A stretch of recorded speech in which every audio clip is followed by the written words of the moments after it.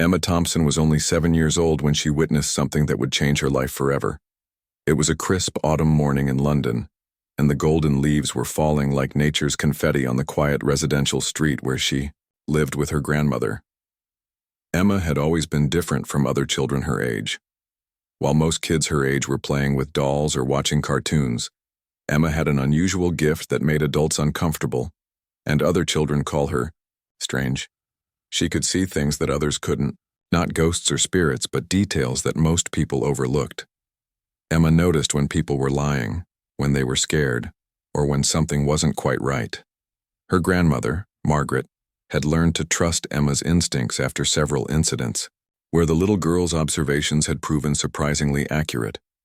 That particular morning, Emma was sitting by her bedroom window, coloring in her favorite book about animals, when she noticed a black van parked across the street. The van itself wasn't unusual, but something about it made Emma feel uneasy. She watched as the vehicle remained motionless for nearly an hour, its tinted windows making it impossible to see inside. Margaret was downstairs preparing breakfast when Emma called out to her. "Grandma, there's a strange van outside, and I think there are bad people inside." Her grandmother, used to Emma's observations, came upstairs to look. To Margaret, it appeared to be just another delivery van, perhaps someone taking a break from their route. But Emma insisted something was wrong. She pointed out that the van had been there too long, that normal delivery drivers don't sit in one place without moving, and that she could see shadows of people inside who seemed to be watching their house. Margaret noticed that Emma's usually bright eyes had turned serious, the way they always did when she sensed danger. As the morning progressed, Emma became increasingly agitated. She refused to go outside to play, something that was completely unlike her. She kept returning to the window, monitoring the van's activities. Around noon, she noticed something that made her heart race. A man had stepped out of the van briefly, and she saw him looking directly at their house while speaking into what appeared to be a radio or phone. Margaret decided to call the local police, more to ease Emma's concerns than because she believed there was any real danger. The officer who answered was polite but dismissive, explaining that people had the right to park on public streets and that without any obvious criminal activity, there wasn't much they could do. Emma overheard the conversation and became frustrated. She knew something bad was going to happen, but she couldn't explain how she knew. The feeling in her stomach was the same one she'd had the day before their neighbor's house was burglarized, and the week before when she'd insisted they shouldn't go to the park because something felt wrong. Later that day, they learned there had been an attempted kidnapping at that very park. As afternoon approached, Emma noticed more activity around the van. She saw different people getting in and out, and she was certain they were watching not just her house but several houses on the street. She tried to explain to her grandmother that these people were planning something bad, but Margaret struggled to understand how a 7-year-old could know such things.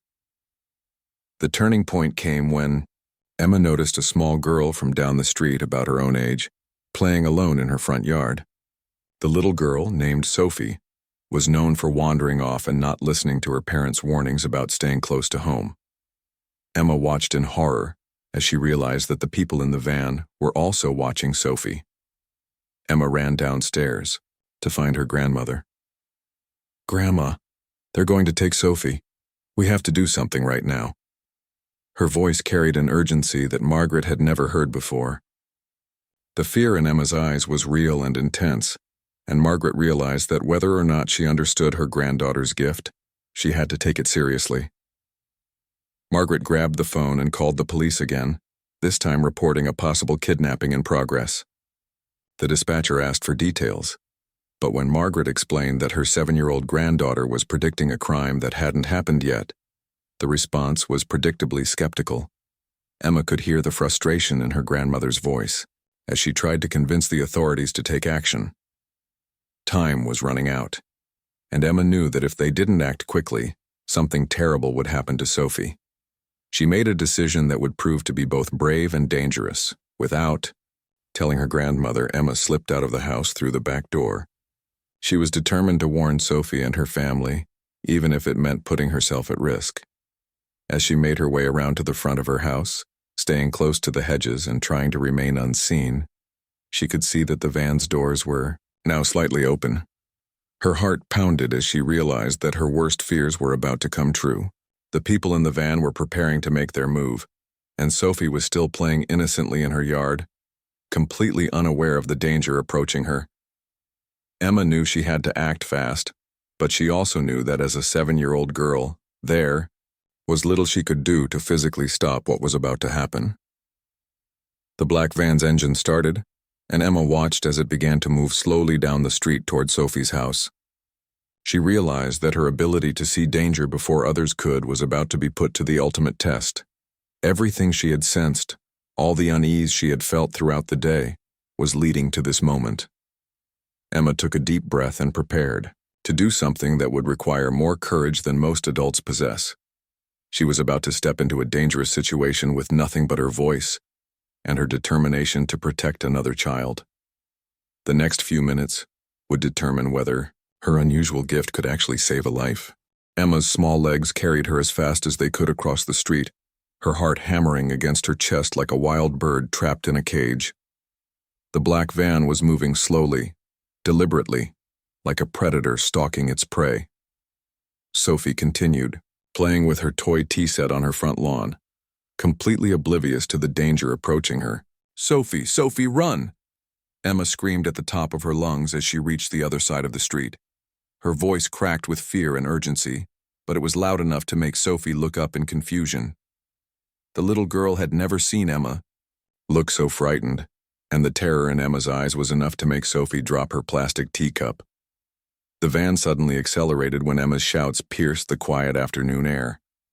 2 men jumped out before the vehicle had even come to a complete stop, their movements quick and practiced.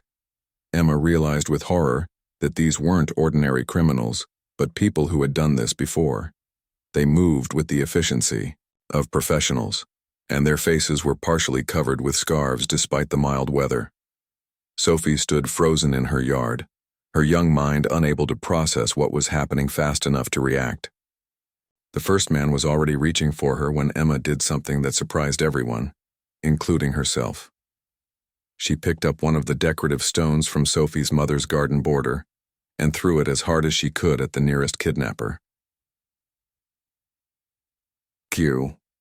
Stone struck the man in the shoulder, causing him to stumble and curse loudly. It wasn't enough to stop him, but it gave Sophie the precious seconds she needed to understand that she was in real danger. The little girl finally found her voice and began screaming for her mother while running toward her house. Emma continued, shouting, hoping to alert the entire neighborhood. "Help! Kidnappers! Someone call the police!" Her voice carried across the quiet street, and she could see curtains twitching in windows as neighbors began to realize something serious was happening.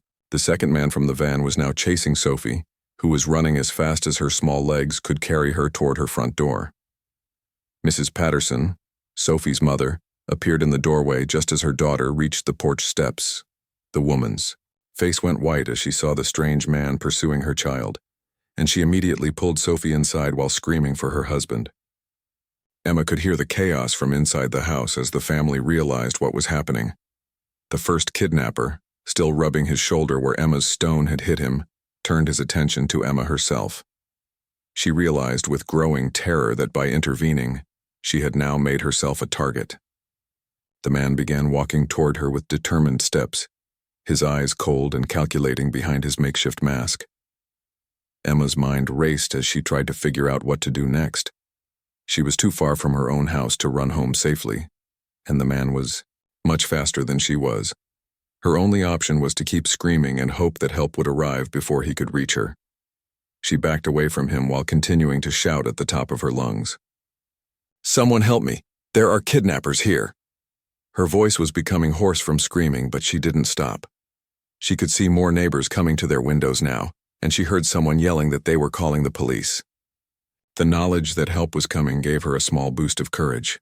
The kidnapper was getting closer, and Emma could see the anger in his eyes.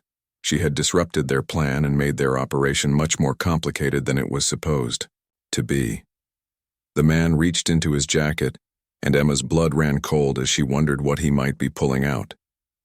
Just then, Mr. Patterson, Sophie's father, burst through the front door carrying a baseball bat. He was a large man who worked construction, and his appearance on the scene immediately changed the dynamic of the situation. The kidnappers had expected to grab a child quickly and quietly, but now they were facing an angry father armed with a weapon in a neighborhood that was rapidly becoming aware of their presence. "Get away from that little girl!" Mr. Patterson shouted as he ran toward Emma and her pursuer. The kidnapper hesitated, clearly not expecting this level of resistance. Emma could hear sirens in the distance, growing louder with each passing second. Someone had managed to get through to the police and help was finally on its way. The second kidnapper, who had been trying to find another way into Sophie's house, heard the sirens too. He called out to his partner in a language Emma didn't recognize, but the urgency in his voice was universal. They were running out of time, and their carefully planned operation was falling apart. Emma felt a mixture of relief and continued fear as she realized the kidnappers were preparing to leave. They had failed to take Sophie, but they were still dangerous, and she was still close enough for them to grab her as they made their escape. She continued backing away, her eyes never leaving the man who had been approaching her.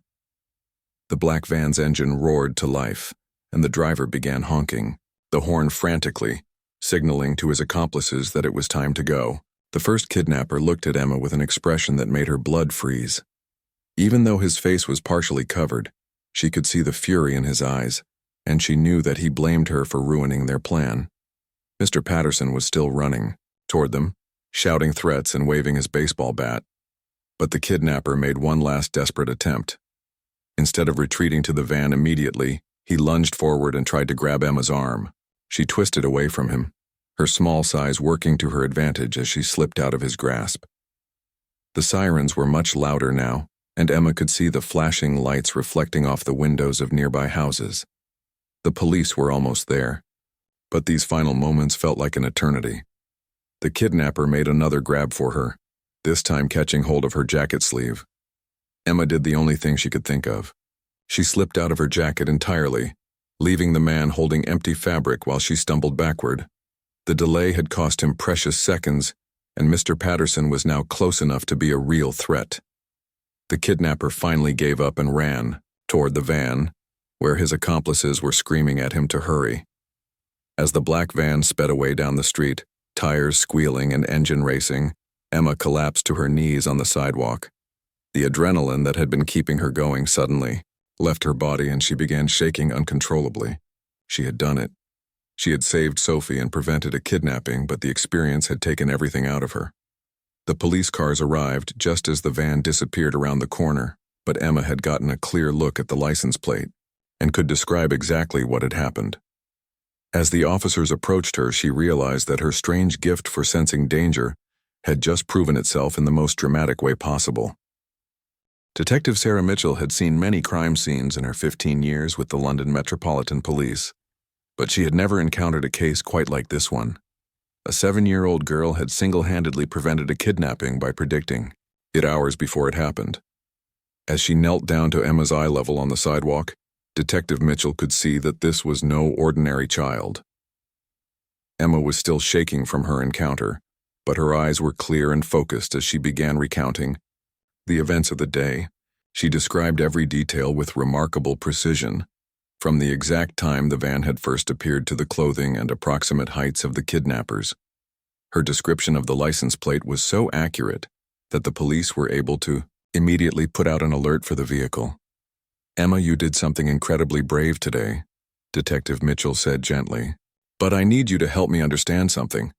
How did you know this was going to happen before it actually did?" The question wasn't asked with skepticism, but with genuine curiosity. The detective had learned over the years that sometimes the most valuable witnesses were those who noticed things that others missed. Emma looked up at her grandmother, who had arrived on the scene shortly after the police. Margaret nodded encouragingly, giving Emma permission to share her story. "I can see when people are planning bad things," Emma said simply. "It's like a feeling in my stomach, and then I notice things that don't look right. The van was there, too long, and the people inside kept watching our houses." Detective Mitchell exchanged glances with her partner, Detective James Walsh. They had both been briefed about Emma's earlier call to the police, which had initially been dismissed as the overactive imagination of a child. Now they were realizing that dismissing Emma's concerns had been a serious mistake that could have resulted in tragedy. The investigation moved quickly once Emma provided her detailed account. The license plate she had memorized belonged to a stolen vehicle, and within hours the police had tracked down the van abandoned in a parking garage across town. Inside, they found evidence that confirmed this had been a carefully planned kidnapping attempt, including photographs of several children from the neighborhood, Sophie among them. Emma's description of the kidnappers was so detailed that police, sketch artists were able to create accurate composite drawings. She remembered that one man had a scar on his left hand, another wore a distinctive watch, and the driver had an unusual tattoo visible on his neck. These details would prove crucial in identifying the suspects when they were eventually captured. Word of Emma's heroic actions spread quickly through the neighborhood and then beyond. Local news stations picked up the story of the 7-year-old who had prevented a kidnapping, and suddenly Emma found herself at the center of media attention she never wanted. Reporters camped outside her grandmother's house, hoping to interview the psychic child who had saved her friend. Margaret was protective of Emma and refused most interview requests, but she did allow one carefully controlled news conference. Emma, dressed in her best Sunday dress and holding her grandmother's hand tightly, faced a room full of cameras and reporters. She spoke quietly but clearly about what had happened, emphasizing that she wasn't psychic but simply paid attention to things that seemed wrong. "I just watched and listened," Emma explained to the gathered journalists. "When something doesn't feel right, you should tell a grown-up, even if they don't believe you at first. Sophie is my friend, and I couldn't let anything bad happen to her." Her simple, honest words resonated with viewers across the country, and the story was picked up by national news networks. The impact of Emma's actions extended far beyond her immediate neighborhood. The Metropolitan Police began reviewing their procedures for handling reports from children.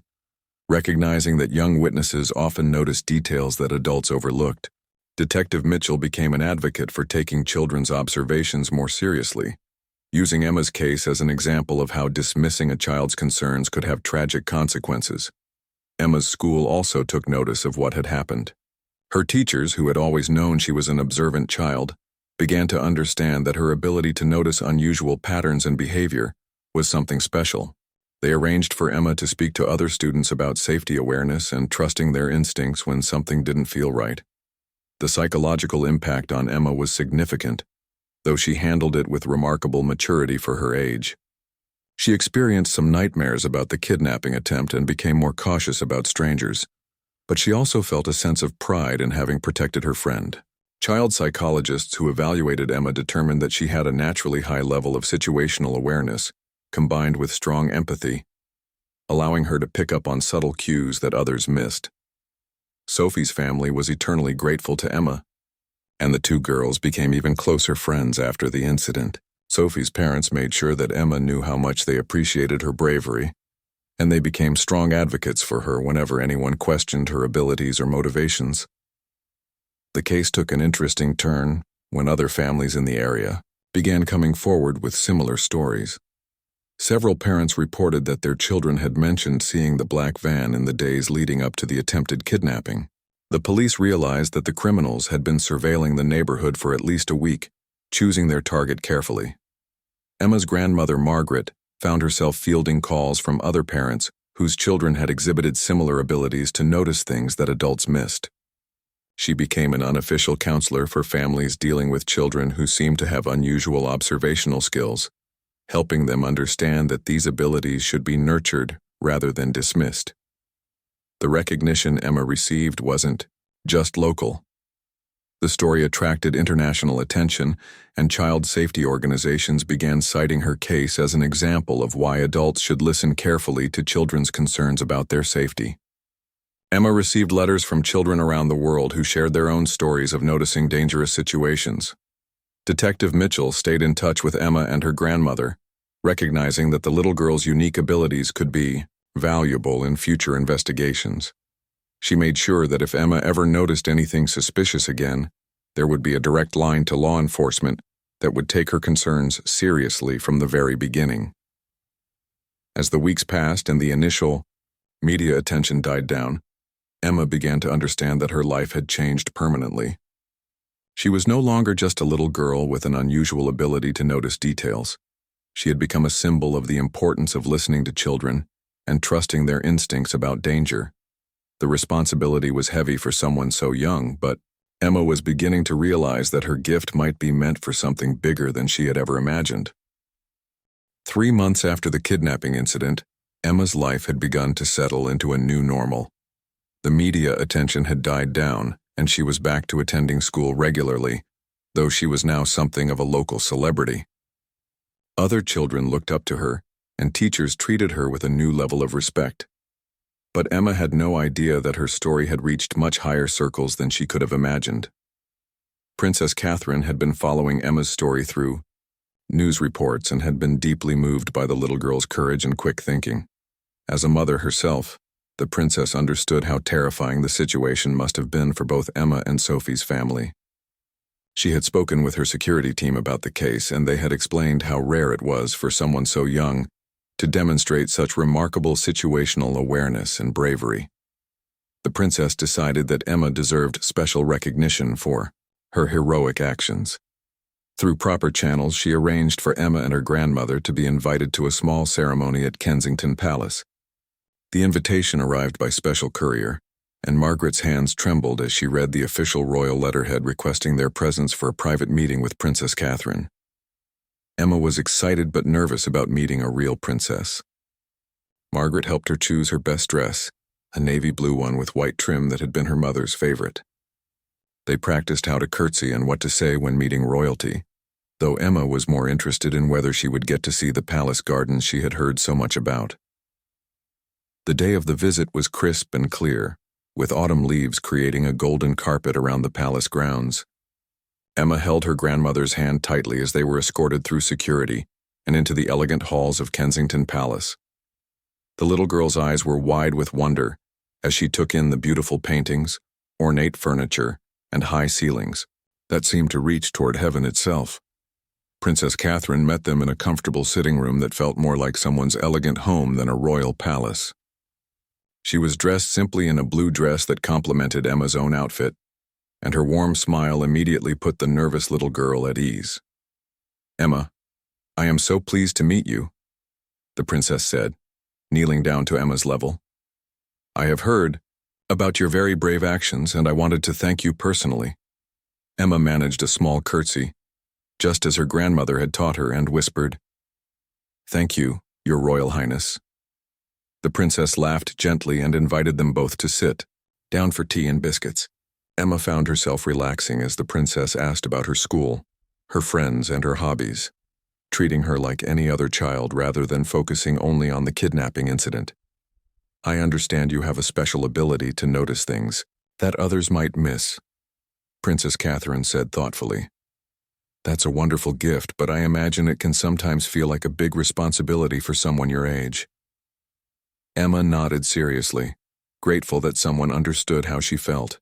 Sometimes knowing when something bad might happen felt like carrying a heavy backpack that she couldn't put down. The princess had prepared a special surprise for Emma. She presented her with a beautiful medal that had been specially commissioned, featuring the royal crest and an inscription that read, "For outstanding courage and service to the community." Emma's eyes filled with tears as the princess explained that this was to thank her not just for saving Sophie, but for showing other children that they should trust their instincts and speak up when something doesn't feel right. But the real surprise came when Princess Catherine asked if Emma would like to help with something important. The royal family was launching a new children's safety initiative, and they wanted Emma to be involved in creating educational materials that would teach other children how to stay safe and when to ask for help. "Your story could help protect many other children," the princess explained. Emma was overwhelmed by the request but excited about the possibility of helping other kids stay safe. She had received so many letters from children around the world sharing their own stories of dangerous situations they had noticed, and she had been wondering if there was more she could do to help them. The princess also introduced Emma to Chief Inspector Robert Hayes, who was in charge of Royal Protection Services. He was a tall, serious man with kind eyes who explained that he had studied Emma's case carefully. What you did required the kind of awareness and quick thinking that we train our officers for years to develop, he told her. You have a natural talent for security assessment. Chief Inspector Hayes had an unusual proposition. The royal family often attended public events where security was a concern, and they had learned that children sometimes noticed things that adult security personnel missed. He wondered if Emma would be willing to attend a few carefully selected public events where her observational skills might be helpful in keeping the royal family safe. Emma looked at her grandmother, who seemed as surprised as she was by the request. You would be like a junior security consultant, the chief inspector explained. Nothing dangerous, just helping us by watching for things that don't seem right when the family is out in public. The idea of helping protect real royalty felt like something out of a fairy tale to Emma. The princess explained that this would be completely voluntary, and that Emma's education and normal childhood would always come first. They would only ask for her help occasionally, and always with her grandmother's permission. Emma would receive special training to help her understand what to look for and how to communicate her observations to security personnel. Emma accepted the offer eagerly, feeling like she was being trusted with something very important. The princess walked them through the palace gardens, pointing out her favorite flowers and telling Emma stories about the history of the building. Emma found herself relaxing completely in the princess's presence, feeling like she was talking to a friend rather than one of the most famous women in the world. As their visit came to an end, Princess Catherine gave Emma a special phone number that would connect her directly to royal security if she ever noticed anything concerning during public events. Remember, Emma, your gift for noticing details has already saved one child's life, the princess said. Now we're asking you to help us keep many people safe. The ride home was quiet as Emma processed everything that had happened. She was wearing her new medal and clutching a signed photograph from the princess, but more than that, she was carrying the weight of a new responsibility. She was going to help protect the royal family, something that seemed impossible for a 7-year-old girl from a quiet London neighborhood. Margaret watched her granddaughter carefully, worried that all this attention and responsibility might be too much for such a young child. But Emma seemed to be handling it well, and the princess had made it clear that Emma's well-being would always be the top priority. As they pulled up to their house, Emma looked up at her grandmother with shining eyes. "Grandma, I think this is what I'm supposed to do with my gift," she said quietly. "I think I'm supposed to help keep people safe." Margaret squeezed her hand, realizing that her granddaughter was growing up faster than she had expected, but also feeling proud of the brave, caring person Emma was becoming. 6 weeks after her meeting with Princess Catherine, Emma found herself preparing for her first official assignment as a junior security consultant. The royal family was attending a children's charity event at a large park in central London, where hundreds of families would gather for games, food, and entertainment. Emma had been given special training by Chief Inspector Hayes and his team, learning how to identify suspicious behavior and communicate her concerns quickly and quietly. Emma wore a small earpiece that looked like a hearing aid, connecting her directly to the security command center. She had practiced using code words that would alert the team to different levels of concern without causing panic among the crowd. Her grandmother Margaret accompanied her, dressed nicely but instructed to act like any other grandparent enjoying the charity event with her granddaughter. The park was beautifully decorated with colorful banners and balloons, and there were activity stations set up throughout the area where children could participate in face painting, games, and craft projects. Princess Catherine arrived with her own children, and Emma felt a thrill of excitement when the princess spotted her in the crowd and gave her a subtle wave of acknowledgement. For the first hour, everything seemed normal. Emma walked around the event with her grandmother, participating in activities like any other child while carefully observing the crowd and the security arrangements. She noticed the plainclothes security officers positioned throughout the area, recognizing some of them from her training sessions. Everything felt safe and well organized, but as the afternoon progressed, Emma began to feel the familiar uncomfortable sensation in her stomach that always preceded her awareness of danger. She couldn't pinpoint exactly what was wrong, but something in the crowd didn't feel right. She began paying closer attention to the people around her, looking for whatever was triggering her internal alarm system. Emma noticed a man standing near the children's activity area who seemed to be paying more attention to the security arrangements than to the charity event itself. He was dressed casually like other parents, but his eyes kept scanning the crowd in a way that reminded Emma of the kidnappers who had targeted Sophie. He was also positioned where he could see most of the event area, including the stage where Princess Catherine would be speaking later. She activated her earpiece and whispered the code word for person of interest, along with the man's location. Chief Inspector Hayes's calm voice came through her earpiece, acknowledging her report and asking her to continue observing while staying at a safe distance. Emma felt her heart rate increase as she realized this might be more serious than a simple training exercise. The man was joined by another person, a woman who seemed to be coordinating with him through subtle hand signals. Emma noticed that they were both wearing similar dark jackets despite the warm weather, and both had small backpacks that they kept close to their bodies. The woman positioned herself on the opposite side of the crowd from the man, giving them coverage of different areas of the event. Emma reported the second person and described their apparent coordination to the security team. She could hear increased radio chatter through her earpiece as more security personnel were quietly moved into position around the two suspects. Emma continued to observe, noting that both people seemed to be waiting for something specific to happen. The princess was scheduled to give a speech at 3 o'clock, and Emma realized that the timing of the suspicious activity was not coincidental. The two people she had identified were positioning themselves strategically for whatever they were planning to do during or just before the princess's appearance on stage. Emma's training kicked in as she noticed more details about the suspects.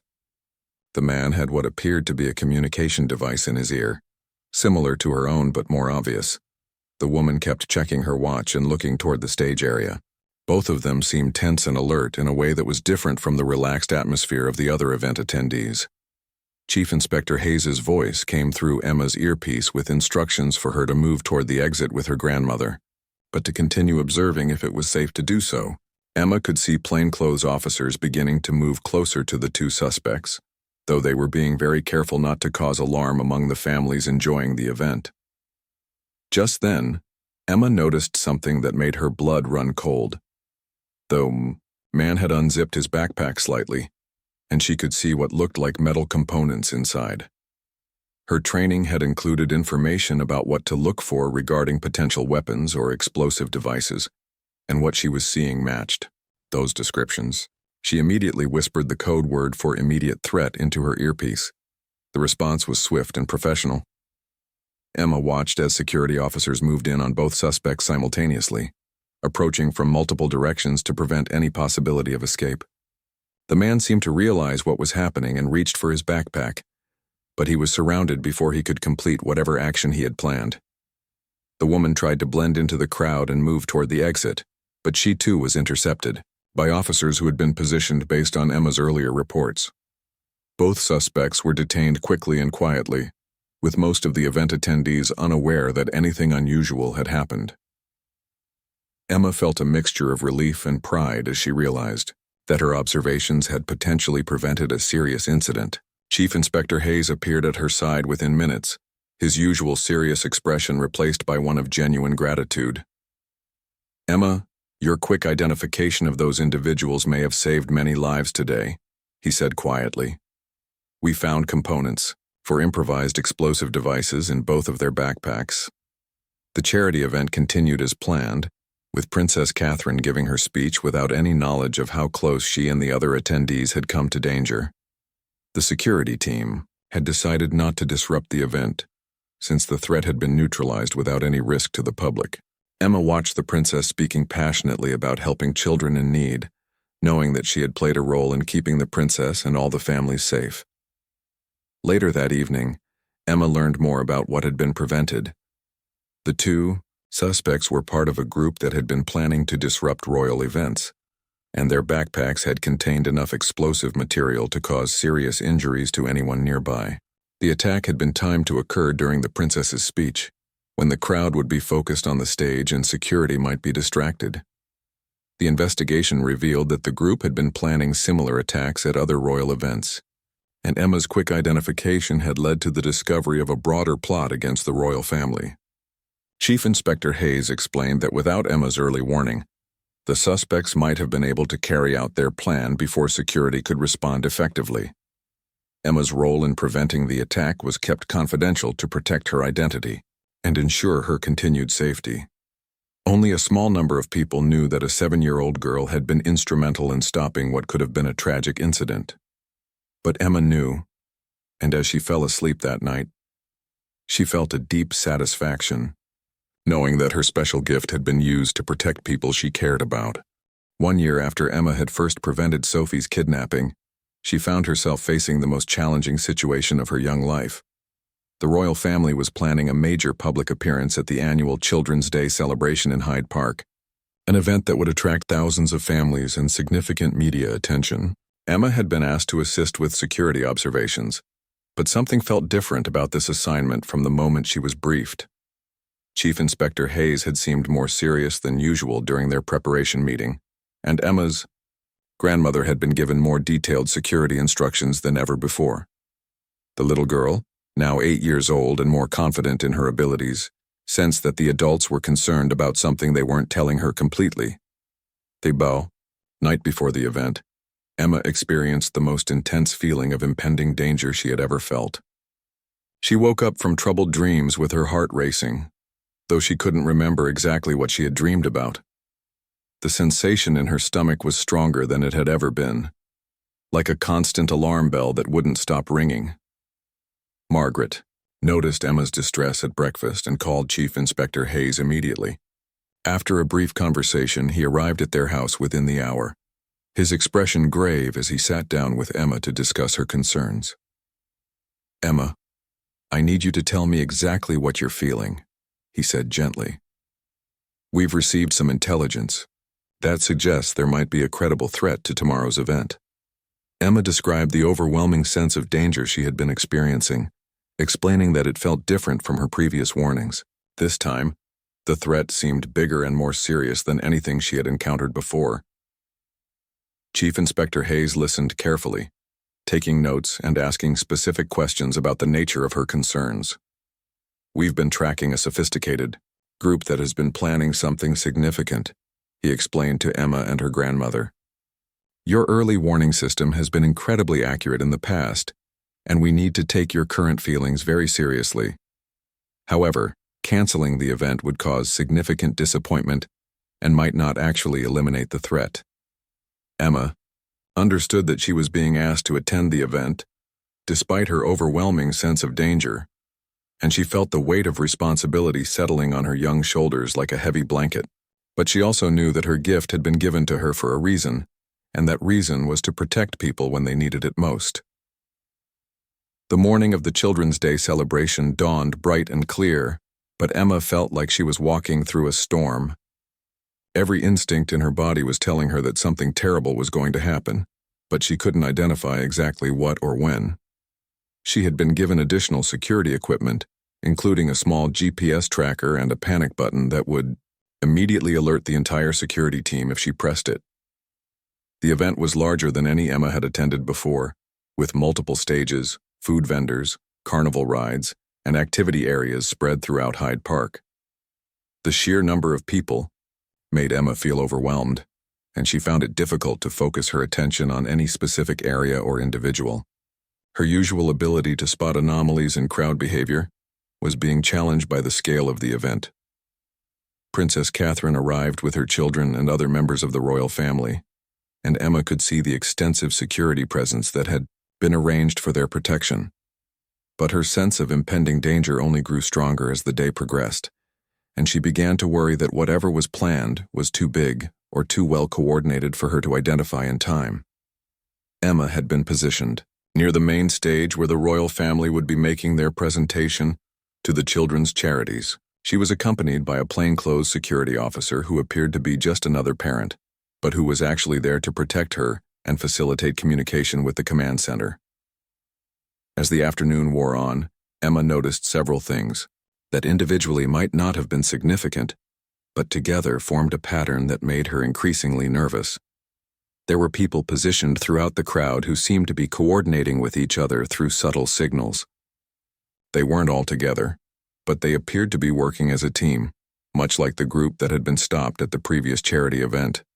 But this group was larger and more sophisticated than anything Emma had encountered before. She counted at least 6 people who seemed to be part of the coordinated effort, and she suspected there might be more that she hadn't identified yet. They were positioned strategically throughout the event area, giving them coverage of all the main gathering points and exit routes.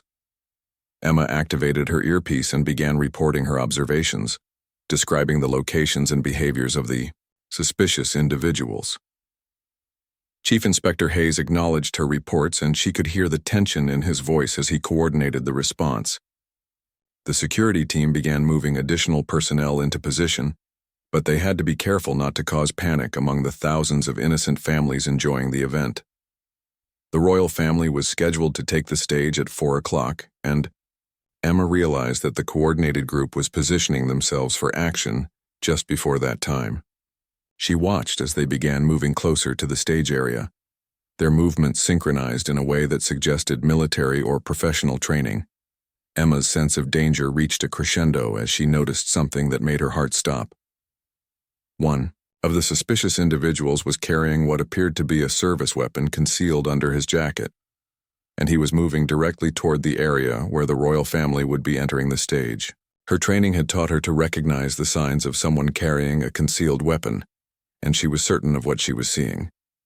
She immediately pressed her panic button and spoke urgently into her earpiece, reporting the armed individual and his location.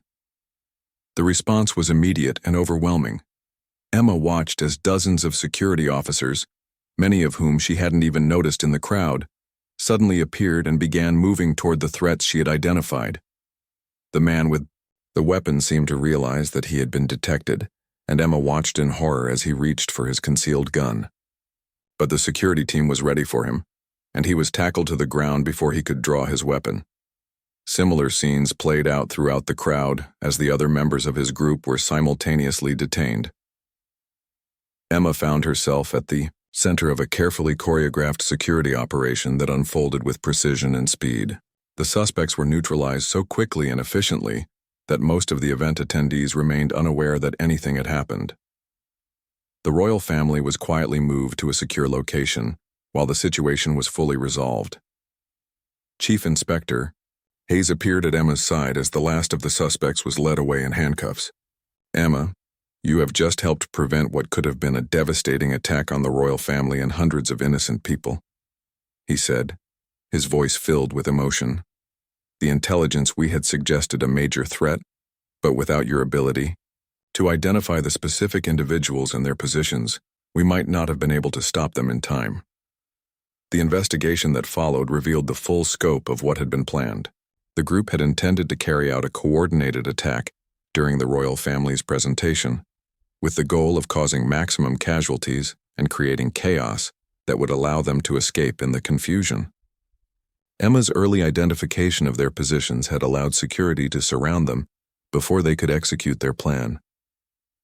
Princess Catherine personally thanked Emma in a private meeting the following week, expressing her gratitude not just for protecting the royal family, but for preventing harm to all the families who had been enjoying the Children's Day celebration. "Emma, you have used your gift to protect so many people, and you have shown courage that few adults possess," the princess said. "You are truly a hero."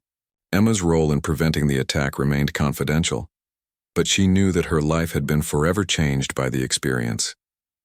She had faced the ultimate test of her abilities and had risen to meet it, proving that her gift was not just about noticing small details, but about protecting people when it mattered most. As she returned to her normal life as a schoolgirl, Emma carried with her the knowledge that she had helped prevent a tragedy that could have changed the course of history. Her grandmother watched her with pride and concern, understanding that Emma had accepted a responsibility that would stay with her for the rest of her life. The little girl who had once stared at a black van and trusted her instincts to save her friend had grown into a young person whose unique abilities had protected royalty and countless innocent people. Emma's journey was far from over, but she had already proven that sometimes the most powerful weapons against evil are the watchful eyes and brave heart of a child who refuses to ignore what others cannot see.